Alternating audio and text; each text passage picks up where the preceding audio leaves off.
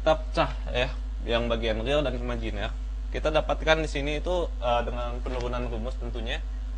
Kita dapatkan untuk bagian real itu kita dapatkan XR jumlah sigma dari 0 sampai n-1 dari X bagian realnya dikalikan dengan cos 2 pi kn per n besar, dan X imajinernya fungsi n dikalikan sinus 2 pi kn per n besar.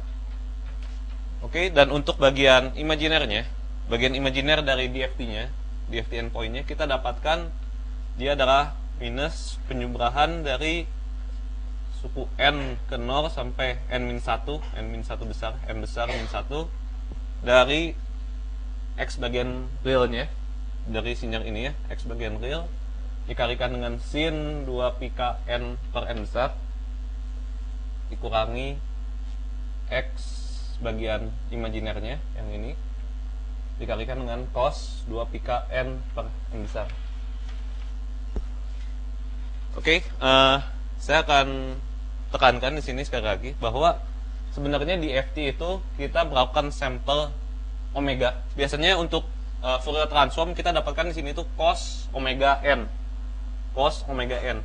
Artinya untuk DFT itu adalah sebenarnya itu kita mensampling hasil dari Fourier transform pada nilai omega k tertentu.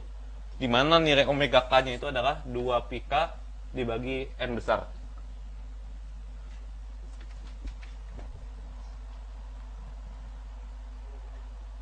Oke, kita akan melanjutkan dengan sifat simetrinya ya. Kita akan lihat lebih jauh lagi seperti apa. Nah, jadi kita dapatkan untuk kebalikannya, untuk IDFT-nya, untuk inverse discrete Fourier transform-nya itu seperti ini.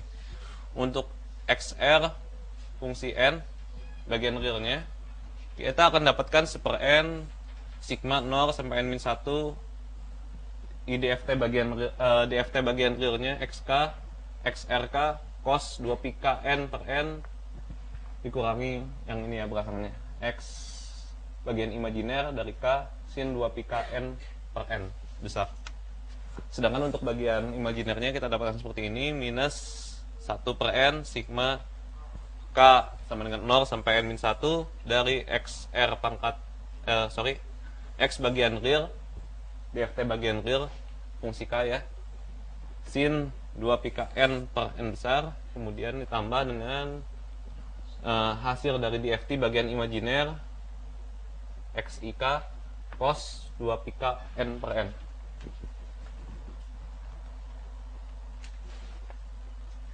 Oke, untuk hasil dari yang tadi ya, kita meninjau DFT dan IDFT untuk sinyalnya itu kompleks. Kita akan membatasi.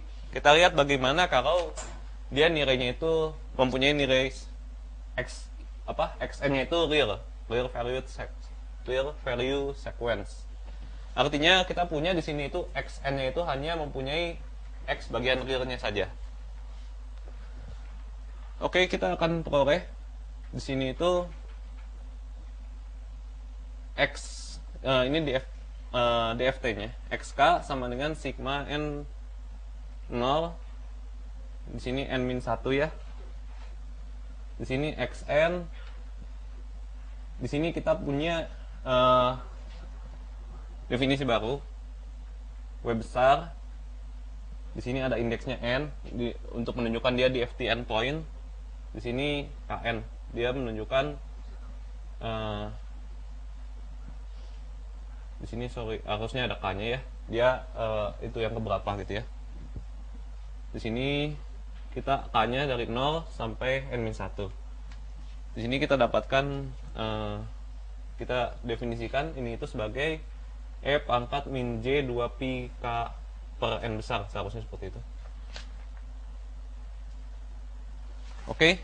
Nah, untuk xn bernilai real, maka kita dapatkan di sini untuk x n min k besar, min k x DFT-nya, untuk DFT-nya jika kita lakukan untuk variabelnya itu n besar dikurangi k, kita akan dapatkan hasilnya itu akan sama dengan x konjugatnya.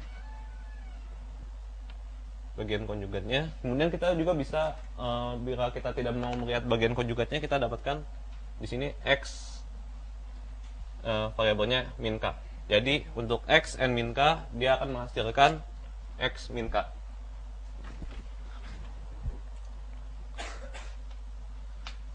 Oke, di sini kita akan melihat kasus yang lebih spesifik lagi dari bilangan real ya, dari bilangan yang non imajiner, jadi hanya real saja. Di sini kita akan melihat bagaimana kalau fungsinya barisannya xn itu mempunyai nilai fungsi genap. Oke, untuk xn bernilai real dan genap, maka kita punya seperti ini. Di sini adalah definisi fungsi genap, di mana xn sama dengan x n besar dikurangi n. Ini nilai n-nya itu berkisar dari 0 sampai n-1. Ini harusnya n kecil. Nah, kita dapatkan di sini itu dia imajinernya itu bernilai 0. Yang bagian DFT imajinernya itu kita dapatkan 0. Berarti untuk barisan yang punya nilai real dan dia fungsi genap, kita dapatkan DFT-nya itu hanya mempunyai nilai real saja. Dia hanya mempunyai XR saja, dan XR-nya itu adalah ini. Di sini adalah DFT-nya. Dia tidak ada bagian imajinernya. Yang ini itu kita bisa lihat dari yang sebelumnya ya. Dari yang fungsi sebelumnya kita masukkan X imajinernya itu 0, sehingga tinggal satu suku aja. Dan kemudian kita dapatkan untuk fungsi genap itu DFT bagian imajinernya itu hasilnya adalah 0. Kemudian untuk kebalikannya, inverse DFT-nya kita dapatkan seperti ini. Xn sama dengan 1 per n besar sigma k dari 0 sampai n-1 xk cos 2pi kn per n besar. Oke.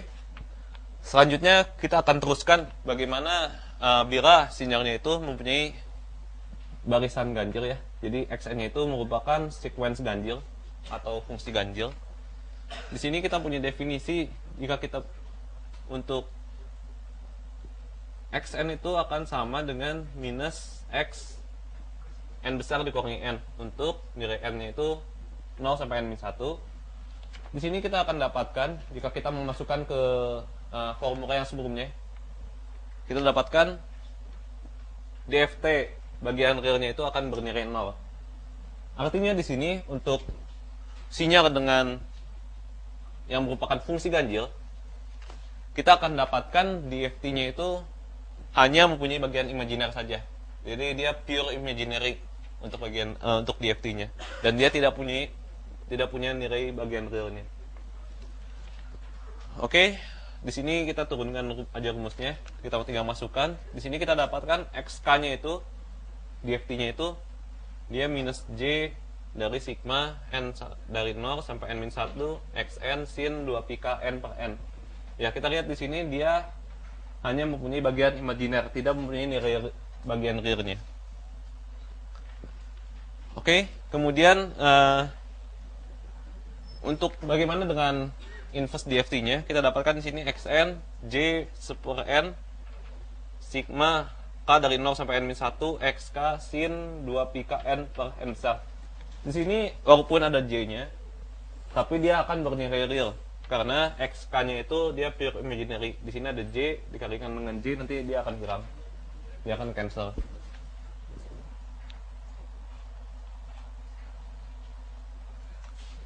Nah, tadi kita sudah lihat bagaimana kalau sinyal xn-nya itu hanya bernilai real saja. Kita akan melihat kasus sekarang itu bagaimana jika xn-nya itu jika dia mempunyai pure imaginary sequence ya. Jadi artinya xn-nya itu bernilai benar-benar imajiner gitu ya, pure imajiner. Nah, di sini itu kita bisa definisikan xn-nya itu adalah j x bagian xi ya. Jadi kita hanya mempunyai bagian imajinernya saja dari ya itunya n ya. Oke, di sini kita turunkan untuk DFT bagian real dan bagian imajiner. Di sini kita punya bagian realnya itu sigma n dari 0 sampai n-1 x bagian yang ini ya, xi sin 2pi k n per n. dan suku yang bagian realnya itu tidak ada karena dia bernilai 0 di situ. Kemudian untuk yang bagian imajiner kita dapatkan seperti ini, sigma n dari 0 sampai n-1, x bagian imajiner, n cos 2 pika n per n besar. Oke, di sini kita akan lihat juga untuk kasus di mana dia bernilai ganjil atau genap, fungsi genap dan atau fungsi ganjil. Kita lihat dulu untuk dia bagaimana kalau dia bernilai ganjil. Di sini kita dapatkan x bagian imajiner itu akan bernilai 0 yang bagian ini. Karena dia fungsi ganjil dan cos ya karena dia ada di sini cos, kalau dia fungsi ganjil dia akan bernilai 0 di sini. Oke, dan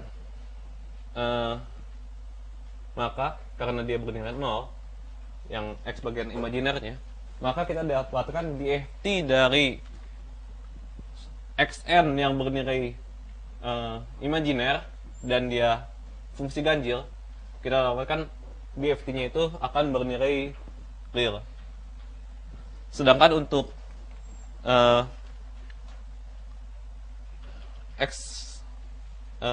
sequence yang bernilai genap dan dia pure imaginary, artinya dia bernilai imajiner, kita dapatkan bagian real dari DFT-nya akan bernilai 0. Artinya kita akan dapatkan XK-nya ini, DFT-nya itu adalah bernilai imajiner murni.